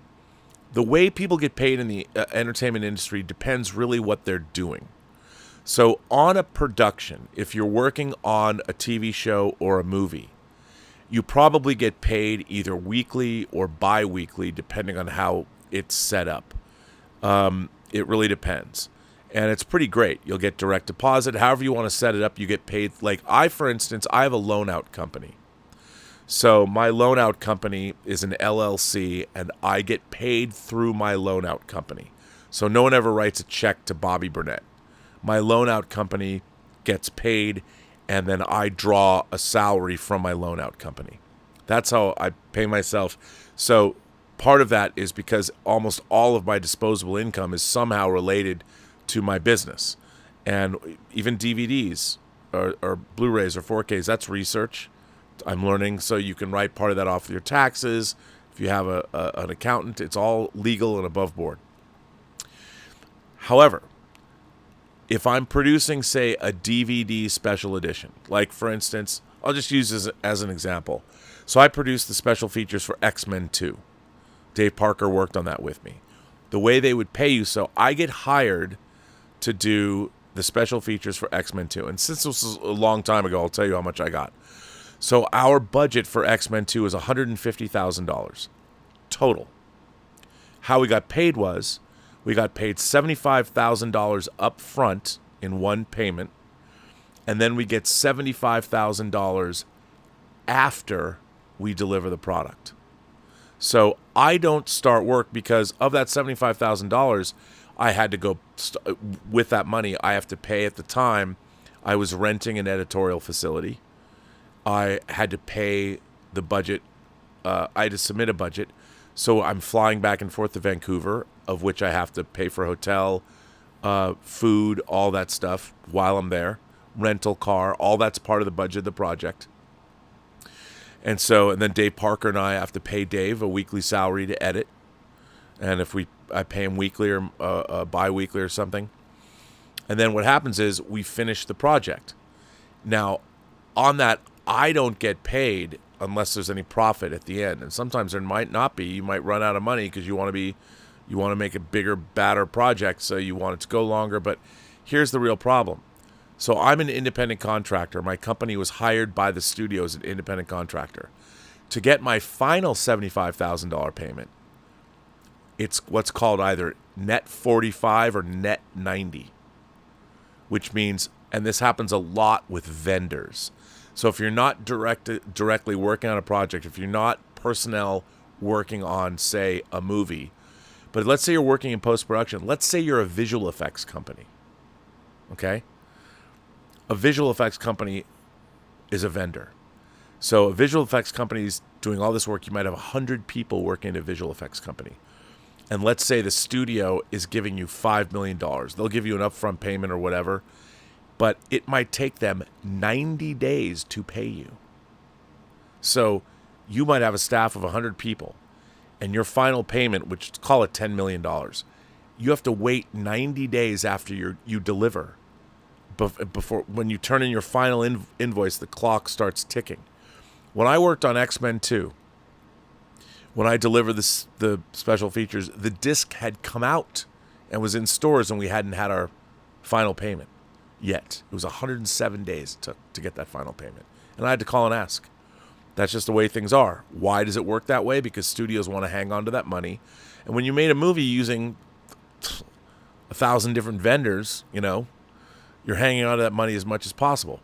But if you're a day-to-day employee on, say, a film set or a TV set, TV production, you get paid by the studio probably every week or every other week. But vendors and all films and TV use outside vendors, they get fucked because they have to wait for their money. And that means you have to be able to do 10 different projects to keep the money rolling in to keep your employees paid. So it's rough. And you do not get to renegotiate. There's no interest or anything like that. So good letter, though, man. And thanks for the kind words, Desmond. I very much appreciate that about the interviews. That was very nice of you to say. This one comes from Logan George McCord. Strange New Worlds is a lie of the devil. I swear to God. That's what the subject is. Strange New Worlds is a lie of the devil. An overview of the awful second season. Oh, this should be good. Captain Pike is the most incompetent and inept captain in Starfleet history. He's even worse than Captain Dunzel. Instead of commanding his vessel, he spends the majority of his time in his gargantuan condo making meals for his underlings, like Jim Backus wearing an apron in Rebel Without a Cause. Witness the incompetence of Christopher Pike. He has no idea his XO is Illyrian and that she lied about it. He covered up this fact when informed and didn't follow procedures to report it to upper echelons. His chief medical officer is a murderer, having killed in cold blood a Klingon dignitary on his ship. And he's completely oblivious to this fact. His security chief is also woefully incompetent to not have been able to discern that a murder took place in sickbay. The head nurse is an accessory to murder by lying and engaging in a cover-up. Evidence of these crimes should have been detectable to a competent security chief and starship captain. When his communications ensign orders an attack on a massive and expensive piece of equipment, the Tabana gas mine, without consulting experts like, say, his chief science officer, he simply accepts his ensign's word and surrenders command decisions to her whims. His decisions regarding the Gorn attack on the colony are all poorly conceived, and he's emotionally compromised by his lovelorn feelings for Captain Battelle. By the end of the season, he's standing on his bridge with his dick in his hand, staring out the window, completely frozen and paralyzed with indecision and incompetence. A total disgrace, and he should be relieved of command and possibly face a court-martial. There is simply no realistic way this man, as presented on this silly show, would ever be allowed to command a starship, let alone the flagship of this absurd alternative Trek Discoverse failed series by hacks Akiva and Henry Alonzo Myers. The only way this so-called series could be saved is if Terry Matalas and 12 Monkeys Picard Season 3 writing team were brought in to fix it. But hopefully, they instead will be doing Star Trek Legacy in the proper, legitimate, canonical Berman-verse, while the J.J. Kurtzman-verse withers and dies and is officially declared non-canon and banned by an act of Congress so that future generations will not be polluted by Kurtzman's egregious sins and cultural date rape of the Roddenberry legacy. Make it so. Logan George McCord. Well, I never like it when people say equate rape to TV shows and things like that. I never... the whole Lucas raped my childhood thing, that always bothered me, having known people who've gone through that horrible crime. But anyway, I feel you, Logan George McCord. I think that was, I know you're being facetious, but that was a correct summation of events. And I don't disagree with you. This is another problem. I go on and on and on about Strange New Worlds. I don't believe any of it. I don't believe how any of those characters act. There's no credibility there. Here's the difference. I understand people do like it, and there's a lot of Trek pundits, Star Trek novelists that I really respect and like their work, that they find things to like about the show. And I get it, because hey, they've made a show that has dispensed with any kind of pretense of being about any kind of credible pseudo-military world building or any future. It's all about it's Star Trek Strange New Worlds is not a science fiction show. It's a workplace drama about a really handsome guy who hangs out with his crew and gets involved with the intricacies of their daily lives and their loves and whatever. Because the people making the show don't know how to write a science fiction action adventure allegory. They don't. And if you took away the space and just set it on put it in a building somewhere like hotel, it would be the same fucking show. And it's too bad. But everything you said, absolutely correct, and I love you for saying it. And it's really unfortunate because, look, to my mind, Strange New Worlds is really an indicator of how diminished intellectually our pop culture has become. You bring up Clute. You didn't, but somebody brought up Clute earlier. Clute is, in terms of the adult nature of Clute, is so far beyond the characters in Star Trek Strange New Worlds as if you're watching YA fiction in space. It's really, unfortunately, it is really kind of depressing. This comes from Keith O'Neill. A possible new law after the SAG and WJ strikes. This is an interesting letter, I hope. Hey, Rob, with the WJ approaching their 5th month of being on strike and SAG approaching their 3rd, I was wondering if you think there will be a new law made after, specifically regarding streaming services and what exactly they show. Members of the Post-Geek singularity who aren't familiar with film history may not know about the Paramount Decree. For those who don't, I'll make a long story short. It was a law passed in 1948, which prevented film studios from owning movie theaters. According to an article by Ted Johnson in Deadline, in 2020 it ended because the judge who presided over the case felt the decrees were outdated in a time of technological change. Now, if you ask me, streaming services owned and operated by a major studio, like Paramount Plus, for example, are essentially studios owning movie theaters. After all, people have to pay in order to watch those movies they have the exclusive rights to. And they're making shows exclusively for those streaming services. So I was wondering, when the strikes are over, do you think there will be a law that might prevent major studios from having exclusive rights to their movies on streaming services? As far as I know, major studios don't own and operate video stores back in the day, and I don't think the government will break the streaming services up like some people do, but I do think changes will be made. Anyway, thanks for reading this letter, and most importantly, stay metal. Yeah. Well, Kevin, that is a great letter, a great question. Yes, so the Paramount decrees were to basically stop studios from having a monopoly over the entertainment business.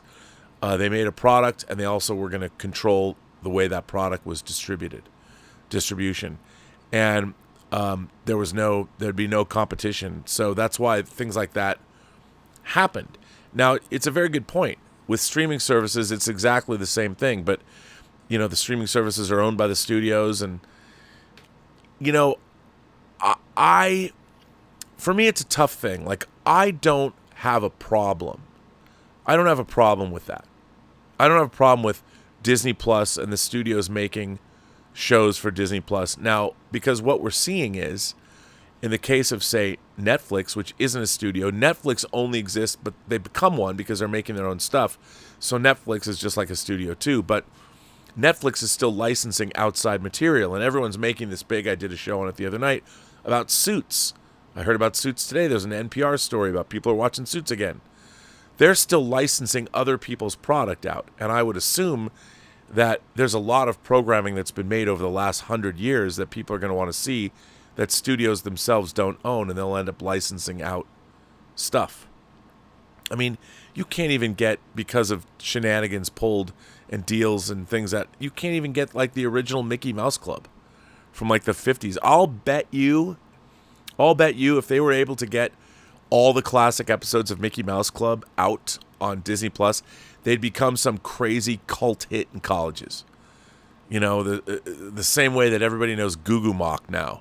I mean, the Mickey Mouse Club would become some crazy Gen Z streaming phenom if they could get past all the different rights issues they have. But I don't think it's going to affect the strike. I think it's just another business. The thing is, I don't know how you could make a case against it like the Paramount decrees. It would have to be different because there's no collusion there, really. I mean, it's just a studio is putting out products on its own platform. What you're seeing, the problem arises when they are not, their partners are not being given fair market value and making the profit they should by financing their TV shows and movies. So in a way, it's a different problem because before, if a studio made a movie, the studio was they didn't have all these financial partners. Now they do. So there's all these other entities that are involved, economic entities driving all this. And within, the studio has their own problem because they're fucking over their own partners with their streaming services. And at the same time, are they paying residuals that they should be? So they're going to have their own problems. But it's an interesting question. I don't think there's going to be a law, but I like where your head's at. This comes to us from Edward Allen Burke. Hate Watching or Not is the title of this one. Dear Rob, I'm watching your latest Robservations on hate watching. It wasn't really on hate watching. Kind of was. I had some thoughts about the overall theme lately of franchises falling down in the writing, but I'd like to expand it to include comic books. People in recent years have said comic books are modern mythology. Heck, they even include Greek and Norse gods. I collected comic books for 6 years in the 80s. I collected them for 30. It's remarkable the different tone writers bring to a book, and you'll read and think, I think they're on the wrong book. I dare bring up Kraven's Last Hunt. While a great story, the tone felt more like Batman. As the writing changed, I fell away at the beginning of the 90s. You weren't wrong. I came back a few years later to Spider-Man just as the infamous clone saga began, and when it ended, they brought Norman Osborn back from the dead after 23 years. Yeah, but they use him in cool ways, like in Dark Avengers. I kind of like that. Which was as good as canon breaking for me. I love the first 30 years of Amazing Spider-Man, but the last 30 have mostly been outlandish stunts. Then there's Star Wars. I was an original trilogy kid, but when the prequels came out, I liked them. I knew the characters would have a different dynamic, so I was not disappointed like others. Meanwhile, when the sequels came out, a lot of those that were disappointed earlier suddenly appreciated that at least Lucas had a vision, whereas the new films were just a rehash of the original trilogy. I didn't even bother to see Rise of Skywalker, and I'm a huge Star Wars fan. You know what? Don't ever see it. Rise of Skywalker is a movie I wish never got made, and I have no desire to watch it ever again, and I own the Blu-ray. It's right over there. Which is crazy. It's interesting to go from watching The Empire Strikes Back 26 times in the theater to never wanting to watch Rise of Skywalker ever again. That's very weird. But anyway, I didn't even bother to see Rise of Skywalker, and I'm a huge Star Wars fan. And what about James Bond? There again, it comes down to writing. When Richard Maybaum was adapting the early films, he mostly stuck to Fleming. When they deviated in the 70s, it gave us some mediocre films. And the Daniel Craig films, I call them the Craig Cry Fest. I'll never watch the last two again. I have to tell you, I love the James Bond movies. I grew up watching them. I have to agree with you. I will never watch Spectre again in my life. There's not enough time in my life. I'll never watch Spectre again, and No Time to Die was one of the crushing disappointments of my life. So there's a good bet. I might revisit No Time to Die one more time, but I don't see any reason to watch that movie. I mean, maybe to look at some of the action sequences and how they're photographed, maybe. So I agree. I was never a huge Star Trek fan, but I watched the original series occasionally, and I saw the original cast movies. When Star Trek 09 came out, I saw it and I immediately recognized Abrams was going for a Star Wars vibe. In a way, it's amazing that Star Trek stayed true to itself for 40 years up until then. Roddenberry, the creator's long gone. Certainly I've had favorite TV shows that went astray when the writers change. At a certain point, we claim ownership on things we love and feel protective over them, and yet it seems inevitable that they change as the writers change over the decades. So for me, do I hate watch? No. So much of what Star Wars has done in the past 10 or 15 years I disagree with, so I just ignore it as best I can. Star Trek? Actually, I've been watching a lot of the original series and Voyager.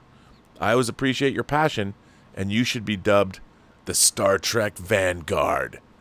Well, Edward Allan Burke, I will take that. The Star Trek Vanguard. Somebody makes me a fan art of that. I'll put it up on the front of the show. By the way, all those nicknames are nicknames people came up with for me, and their artwork. I didn't ask for it. I just got it. So, but here's the thing. Comic books are a really good example because writing teams come and go, and you like certain writing teams and you don't like others, and comic books have changed. Because they're comic books, I'm not as nearly as invested. Although, there have been some long-term runs of comic books that I adore. Like John Byrne on Fantastic Four. Bill Sienkiewicz and Doug Moench on Moon Knight, which made me fall in love with the character. My comic journey, and I am surrounded by thousands and thousands and thousands of pages of comics. I like Jeff Johns' what he did in Green Lantern and on JSA, and I was a little disappointed in what he did with Teen Titans, but that's okay. Some writers do better with certain books. I grew up loving runs, Claremont's runs with various artists and on the X-Men. So yeah, but here's the thing with Star Trek, I can't stop watching it. But again, also, there is a component of me when it comes, because we live in this incredible time of television. Some amazing shows, like House of the Dragon. I thought even the most vocal critics of things in our YouTube space, people loved House of the Dragon. Why? Because it was really well done. And, the material was not nearly, it was a little thin because it was more matter of fact from a history of Westeros as opposed to being a full-on in-depth novel.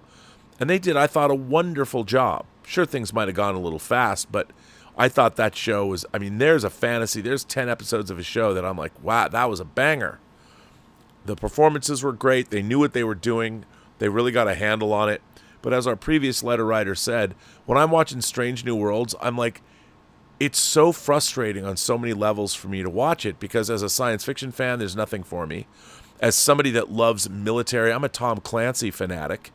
So there's nothing there for me either, because I don't believe the chain of command or anything that goes on. When you have Spock being the most emotional person on the show and is bouncing between love affairs, I'm like, I don't buy that at all. But and I just, it's amazing to me. And what's even more frustrating when it comes to Star Trek is we are living through, again, the Emmy Awards. Look at the shows that are up for Best Comedy and the shows that are up for Best Drama. We are living through some amazing writing. You know, I look what Vince Gilligan did with Better Call Saul and Breaking Bad, and you're like, why doesn't Star Trek should have Tiffany level writing? I want Star Trek to have the kind of smart character work that you see on Succession with the kind of thoughtful science fiction you'd get in a movie like Arrival. Or, you know, The Expanse. The Expanse is based on a series of books, and The Expanse is by no means perfect, but I want at least that level of competence. And I don't get any of that with Star Trek. And I know they've made it so what the joys people get out of it, I understand, but to me, the joys of it are not what I want from Star Trek. I want elevated Star Trek. I don't want, you know, comfort food Star Trek. Because Star Trek was always, even when I was 5 years old, it was above me. You know, and I know maybe that's not what people want, but I'll tell you, I think they do.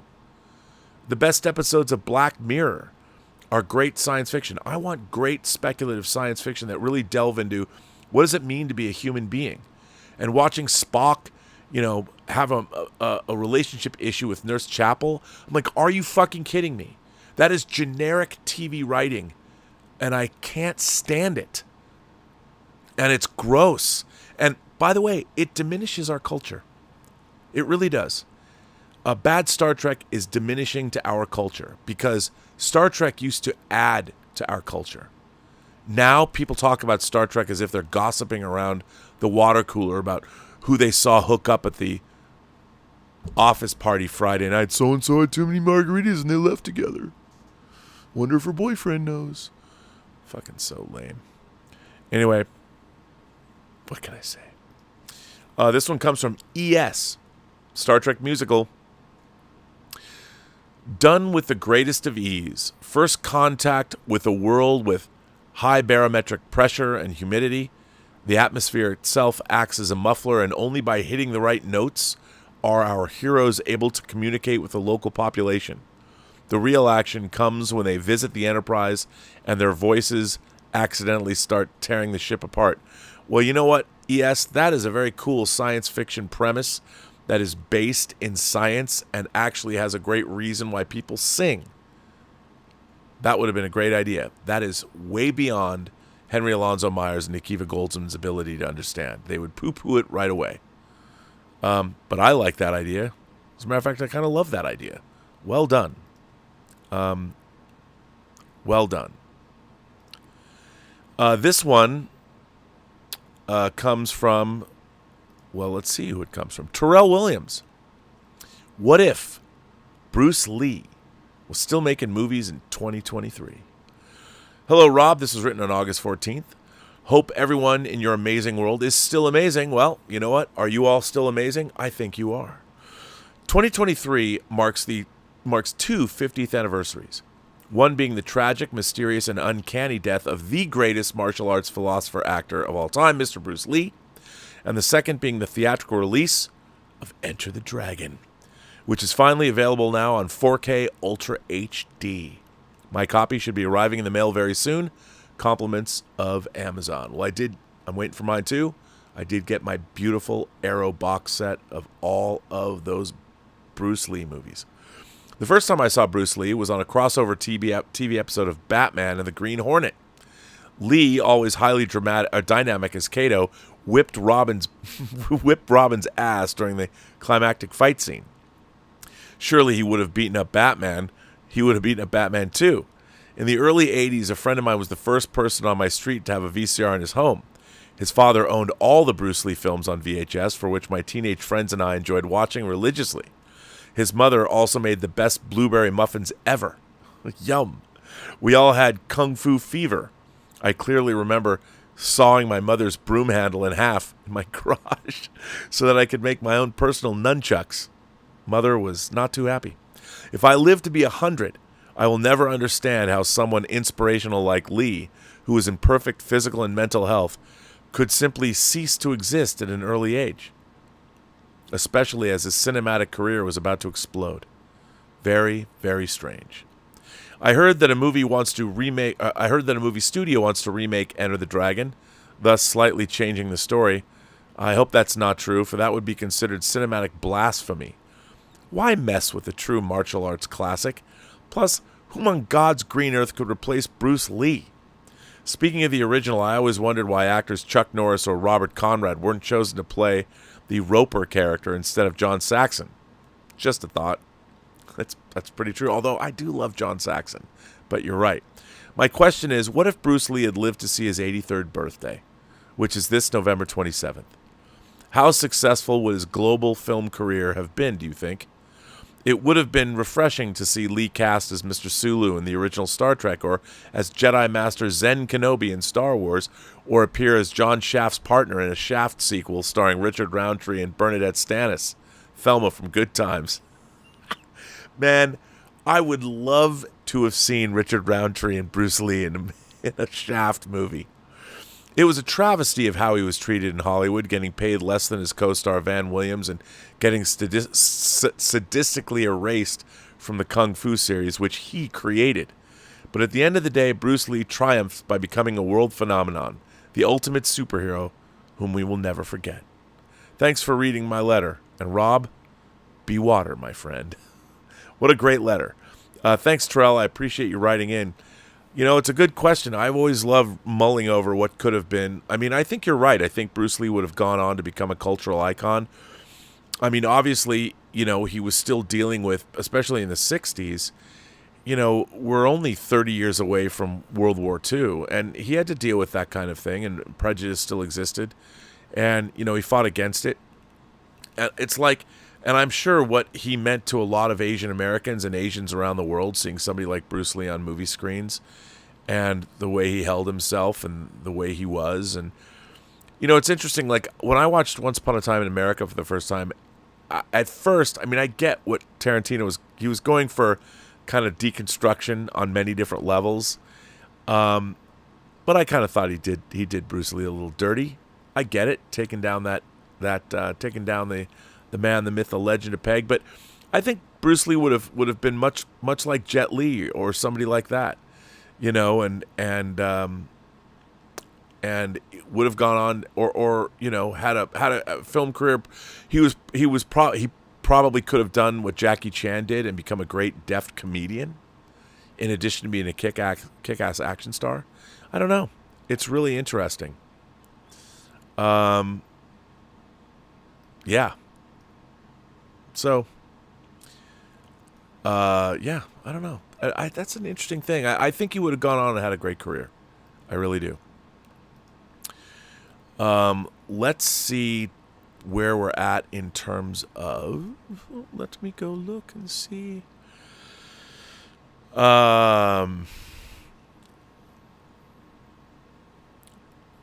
So, there's a lot of... Hang on, let me... Here we go here. Nick Parrish sends in a tip. Says, what's up, Rob? Can we take a minute or two to show horror some love and give credit to the under-discussed Insidious 5 and Talk to Me? Both of these movies are big summer box office successes, but the movie news world just sleeps on them. Nick, let's go to part 2.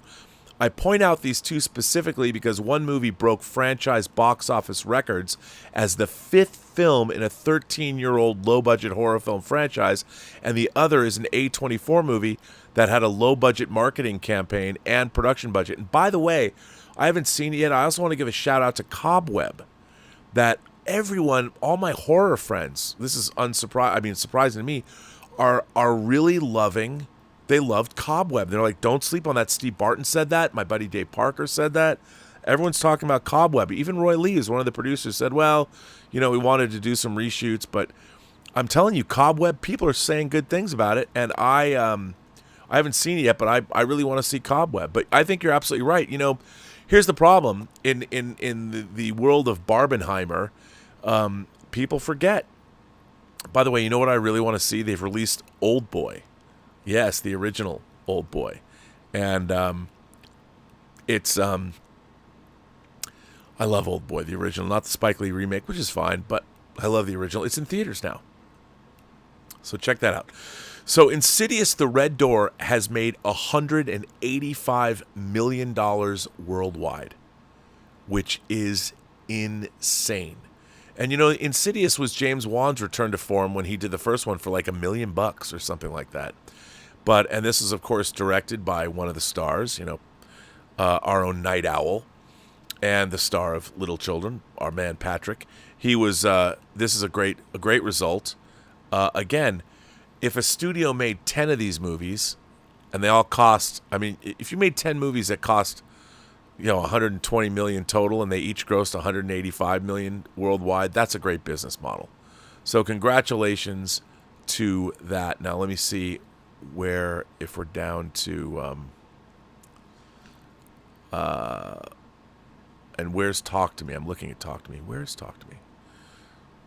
I thought Talk to Me was still... Is Talk to Me out of theaters already? Hang on. I'm looking at Box Office Mojo. So Talk to Me, which again, $40 million. So Talk to Me is the Barbarian of this summer. And again, A24, it was an acquisition. $40 million. That movie was made by two brothers, TikTok stars. Yeah, so Nick, I would say that this is what's supposed to happen.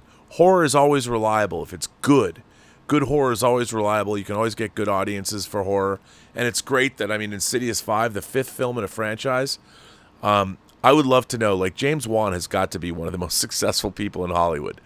Between making a $1 billion Aquaman movie, which, by the way, I do hope Aquaman 2 is great, and everything he's done with horror, Saw. Every time someone makes a new Saw movie, there's a new Saw movie coming out. What, Saw X? Jigsaw's back. How much money is he pocketing? Good on you. But I think horror's great, and it's awesome that people are still talking about it, and that we're still seeing horror movies make money. 200 Watt Studio says, wait, the city of New York risked teachers, firefighters, etc., pension funds on Hollywood? Awful for the city to do something so irresponsible. Well, 200 Watt Studio, it's a $250 billion pension fund. They've diversified. They're only, $250 billion is a lot of fucking money. And they've only got $275 million, they said, in what? In Disney or something. That's not that much money. How much? I would imagine they'd have to have some money in entertainment, but $250 billion is a lot of money. I don't know about the risk involved, but still, it's not an insubstantial amount, but they want their pension funds to make money. I wouldn't say it's a crazy risk. I would say it's just they're diversifying. So Power B Engine says, did you keep the collector watercolor painting I did for you? Are you kidding? You did that, Power B Engine? Hell yes. Okay, so Power B, there's a lot of people that did fan art when I was on Collider Heroes. And I have this awesome picture of me as the collector. It's awesome. You did that, Power B? Of course I have. It's a watercolor painting. And didn't you also, if memory serves, and I have this painting too, you did, where you painted me as the Vision? I was the Vision in this painting. Schnepp was, what was Schnepp? But I still have that too. I have them right in there, actually. And I love those paintings. Of course I have those. You know what? I will get that painting out and display it. I got to get it framed. That was you. I love that painting. You did a fine job, sir. And I love the size of it, too. It's big. I will get it out. Mike Castro says, I was curious about the WGA's demand to have a 6-writer minimum for shows. I don't actually agree with the proposed rule, but it seems there's no room for disagreement among the writers, at least on Twitter. The show that inspired me to get into filmmaking is Spaced, and that was fully written. By the way, I have Spaced on... I have a box set of it, which is very cool. I actually have 2 box sets for Space. and Space, and one of them has kind of when they had the Star Wars special editions, kind of got a Star Wars special edition cover. The show that inspired me, you know what? Spaced is Big Bang Theory, but for adults. And I'd like to think that Space was a little bit inspired by Free Enterprise. Maybe they hadn't seen it yet, but Space is great. The show that inspired me to get into filmmaking is Space, and that was fully written by Simon Pegg and Jessica Stevenson. I don't like the idea of limiting art by how many people have to conceive it. Well, Mike, I'm with you there. I think what they're talking about, though, is the way TV shows are made. They need, like, if you have, say, the reason they want 6 writers is because, let's say you have a 10-episode season. You break all the stories. The 6 writers break all the stories. Every one of those writers is probably going to get a script for themselves to write, but then they all work on the scripts.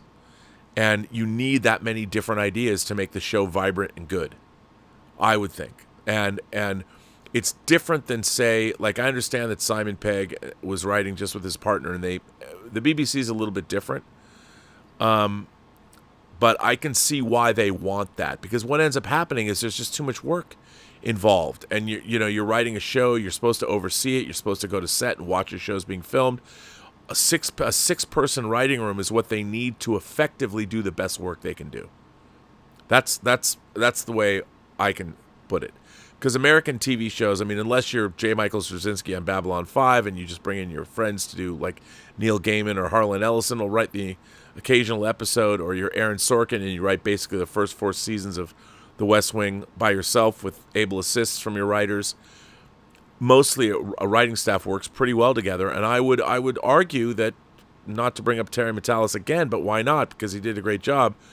But that's why he had a great 12 Monkeys series, and that's why Picard Season 3 was as good as it was. So I think you need those things. I really do. Thomas Logan says, if tomorrow MGM Amazon announced J.J. Abrams is remaking To Live and Die in L.A. with Akiva Goldsman and Alex Kurtzman writing the script, how would you react? Well, I'd probably do like an angry YouTube video, but I mean, there's not really much I could do about that. I mean, I don't get mad about remakes. You know, I was actually, when J.J. Abrams was first given the reins of Star Trek, I was dubious, but I wasn't like, fuck him, because I really liked Alias. I mean, again, Alias was a show that I thought was really great up until when they took down SD6, you know, when Sloan, and I was like, then they ruined the show. And with Lost, I was really into it until I realized, oh, they really don't know what's happening here. I mean, I love all the Lost apologists. Whenever I say that, people come out, no, they didn't know. No, they didn't. I don't care what podcast you listen to. All that's retro. They made that shit up as they were going along. And most of it doesn't work, but you watch it because it's so outlandish that you keep going. It defines the Impossible Premise show. They never tell you what that island is. And that was the one question that I had. And I don't, you know. But if they remade To Live and Die in L.A., what could I do about it? I mean, nothing. I still have, again, with remakes, you still have the original. With books that are adapted badly, like I think what Akiva Goldsman did to Mark Halperin's The Winter's Tale was like, what the fuck, dude? What the fuck? That's a crime against humanity. You know? Akiva Goldsman has made his bones mostly adapting other people's work. And, you know, sometimes when he adapted John Grisham or when he adapted Dan Brown, it could work out. A Beautiful Mind's not bad. But when you have a book, it's not nearly, and everything else, he's adapted TV shows, he's adapted all kinds of things. I mean, he adapted Richard Matheson's I Am Legend, and I thought Francis Lawrence saved that movie. But, you know, what are you going to do? I still have my original, and in 4K.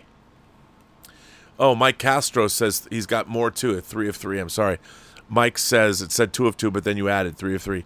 I don't see 4 more writers making the lightning in a bottle that became Spaced better. But every writer on Twitter seems pretty convinced that anyone who disagrees with this rule is some kind of a traitor. I just don't get why it's needed. Well, first of all, I mean, when the British way of doing that show, Spaced, it came out of one person. Just like, you know, a playwright, when you write a play, you don't get to change the dialogue. It's sacrosanct. But the way television is made, having 6 writers is very, very helpful, because in a writer's room, you don't if you have a really strong, first of all, I think you really need a really strong showrunner, but having 6 writers, trust me on this, it's very helpful to make the show better. It's very helpful. And the way they want to make shows now so quickly and banging them out, you're going to get writers burnout, you're not going to get the best shows possible. I think 6 is actually a good number. And remember, what Simon Pegg did is it's not normal for American television. Our friend, the squirt captain himself, Sonny Dominguez, says Cheesecake Factory, where R&B is a celebrity.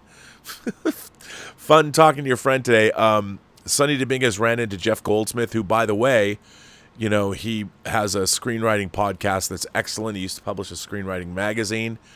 He's been interviewing screenwriters for, I want to say, 2 decades, decade and a half.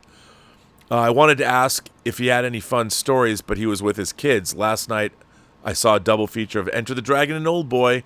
Seeing them both on the big screen was great. I didn't realize that Enter the Dragon and Old Boy were playing. Did you see that in Burbank?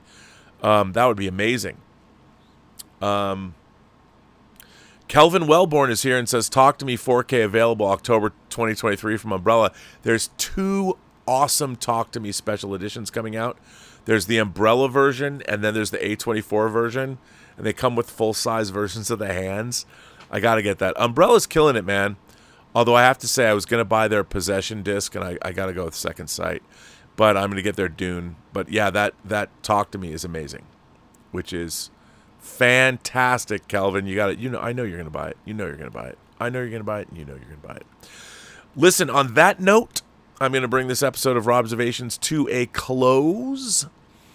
I want to first thank my moderators. We've got Brian Hepburn is here, along with Tom Jr. Jackson. I want to thank you for that, for moderating. I want to thank all of you for generously supporting this channel via Super Chats and tips. We do not have a member call this week, but we will have a member call next week. Que Pasa PGS is on Saturday. By the way, King Tanic's great The Otaku Experience. A new episode drops tomorrow. He got it to me a little late. I was going to the airport, dropping off our French house guests so they could go back home to France. We had a lovely time with them. We were all over the place. And, tomorrow we'll be back with Midnight Musings. I'll probably do another Robservations tomorrow. And I promise not to talk too much about Star Trek. Whining About Movies is, in fact, coming back. The panel show, I'm still working on that. 10 and 20, still working on that. But it's all good. Lots to come. And thanks for being here. Give us a like if you can. I never asked for that, but hey, likes are good. Get those analytics up. But thanks to all of you. And remember, every person you meet has a story to tell that you have yet to hear. And all you have to do is listen. And with that, I would say to everyone, have a better day. Hey, go see Blue Beetle. Tell me what you think. I want to know.